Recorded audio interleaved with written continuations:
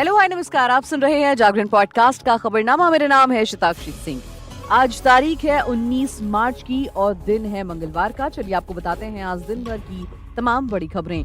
Bulletin की शुरुआत करेंगे हेडलाइंस के साथ। नायब मंत्रिमंडल में 7 मंत्रियों ने ली शपथ, कैबिनेट में जगह नहीं बना पाए निर्दलीय एमएलए। शरद पवार गुट को मिली नए नाम और चुनावी चिन्ह की परमिशन। सुप्रीम कोर्ट ने लोकसभा चुनाव में इस्तेमाल का दिया आदेश। कृष्ण जन्मभूमि मामले में मुस्लिम पक्ष को सुप्रीम कोर्ट से झटका, मस्जिद कमेटी की याचिका खारिज। सुप्रीम कोर्ट बोला सरकार सीएए पर 3 हफ्ते में जवाब दे। 9 अप्रैल को सुनवाई। H1B वीजा पंजीकरण की अंतिम तारीख का हुआ ऐलान। USICS ने जारी की गाइडलाइंस। अपने पिता की सीट पर चुनाव लड़ेंगी पाकिस्तान की होने वाली फर्स्ट लेडी। आसिफा भुट्टो की हुई राजनीति में एंट्री। खाद्य पदार्थों की कीमतों के दबाव की वजह से महंगाई से नहीं मिल रही राहत। आरबीआई ने जारी किया मार्च बुलेटिन। शूटिंग से आए आमिर खान और जेनेलिया डिसूजा की फोटो ने मचाया धमाल। आपको बताएंगे कि किस दिन रिलीज हो रही है सितारे जमीन पर। आईपीएल 2024 से पहले पैट कमिंस की SRH यानी कि सनराइजर्स हैदराबाद को लगा बड़ा झटका। विकेट मशीन मिस करेगा शुरुआती 3 मैच। अब खबरें विस्तार से जान लीजिए। भाजपा के शीर्ष नेतृत्व से चर्चा के बाद आज नायब सैनी के मंत्रिमंडल का विस्तार शुरू हो गया है। हरियाणा के नए मुख्यमंत्री मंगलवार को पंचकुला पहुंचे। सीएम सैनी ने यहां पर श्री नाडा साहिब गुरुद्वारा में माथा टेका और अरदास की। उन्होंने माथा टेकने के बाद लोकसभा चुनाव 2024 के प्रचार अभियान की शुरुआत की। मीडिया से बातचीत करते हुए सीएम ने कहा कि हमारी सरकार में बिना खर्ची बिना पर्ची के नौकरियां मिली हैं। अब नायब कैबिनेट ने इन मंत्रियों को जगह मिली है।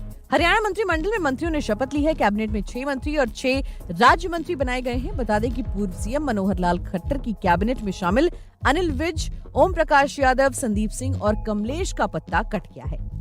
वहीं बढ़कर विधायक सीमा त्रिखा, पानीपत ग्रामीण विधायक महिपाल ढांडा ने राज्य मंत्री के रूप में शपथ ली। नांगल चौधरी से भाजपा विधायक डॉक्टर अभय सिंह यादव को भी बनाया गया है राज्य मंत्री। स्वतंत्र प्रभार उनको दिया गया है। अभय सिंह यादव दूसरी बार विधायक बने हैं। केंद्रीय राज्य मंत्री राव इंद्रजीत के विरोध के चलते पिछली बार मंत्री बनने से वो रह गए थे। बता दें कि पूर्व IAS अधिकारी भी रह चुके हैं अभय सिंह। बढ़ते हैं अगली खबर की तरफ। सुप्रीम कोर्ट ने शरद पवार को मंगलवार को बड़ी राहत दी है। दरअसल कोर्ट ने शरद पवार गुट को लोकसभा और विधानसभा चुनावों के लिए पार्टी के नाम राष्ट्रवादी कांग्रेस पार्टी, शरद चंद्र पवार का और पार्टी चिन्ह तुरहा बजाते व्यक्ति का इस्तेमाल करने की अनुमति दे दी है।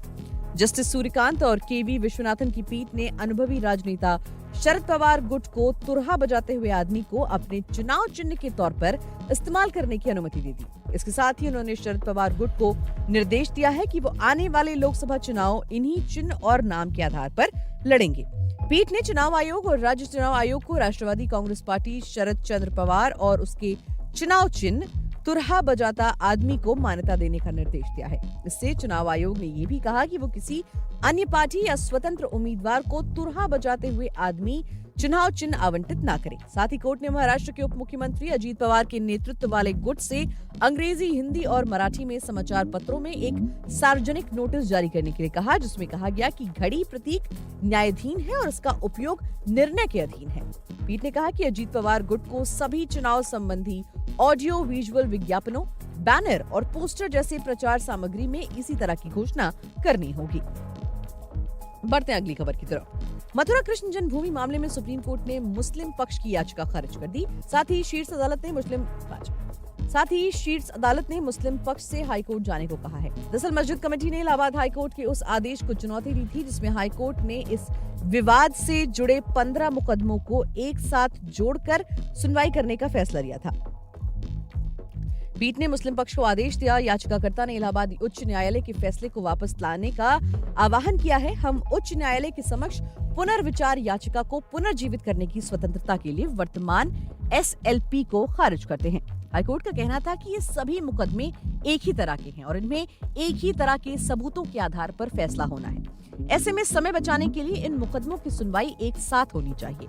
बढ़ते अगली खबर की तरफ और बात कर लेते हैं CAA की। सुप्रीम कोर्ट ने मंगलवार 19 मार्च को नागरिकता संशोधन कानून यानी कि CAA के खिलाफ दायर 237 याचिकाओं पर सुनवाई हुई। इन याचिकाओं में से 20 में कानून पर रोक लगाने की मांग की गई है। केंद्र सरकार की ओर से सॉलिसिटर जनरल तुषार मेहता ने जवाब दाखिल करने के लिए 4 हफ्ते का समय मांगा।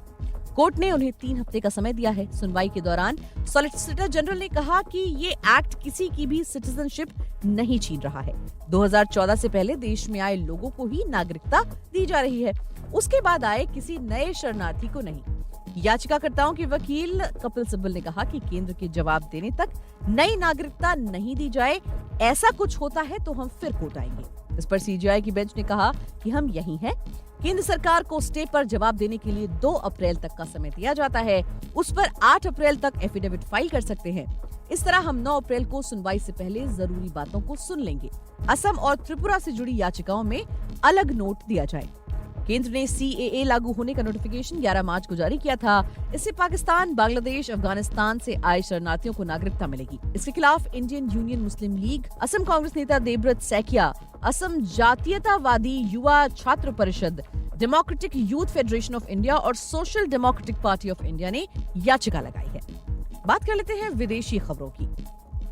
भारतीय IT पेशेवरों में लोकप्रिय अमेरिकी H-1B वीजा की वित्तीय वर्ष 2025 के लिए प्रारंभिक पंजीकरण की तिथि 22 मार्च को खत्म हो रही है। अमेरिकी संघीय एजेंसी ने बताया कि वो ये सुविधा USCIS की साइट पर ऑनलाइन उपलब्ध है।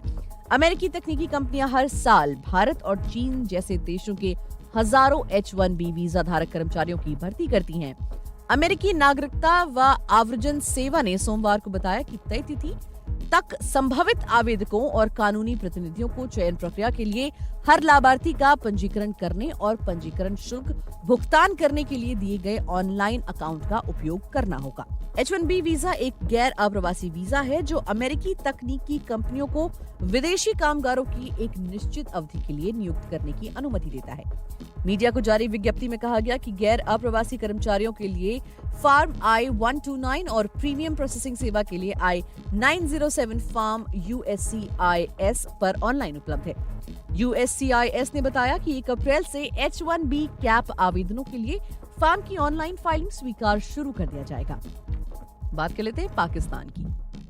पाकिस्तान की पूर्व प्रधानमंत्री बेनजीर भुट्टो और राष्ट्रपति आसिफ अली जरदारी की बेटी आसिफा भुट्टो की राजनीति में एंट्री हो गई है।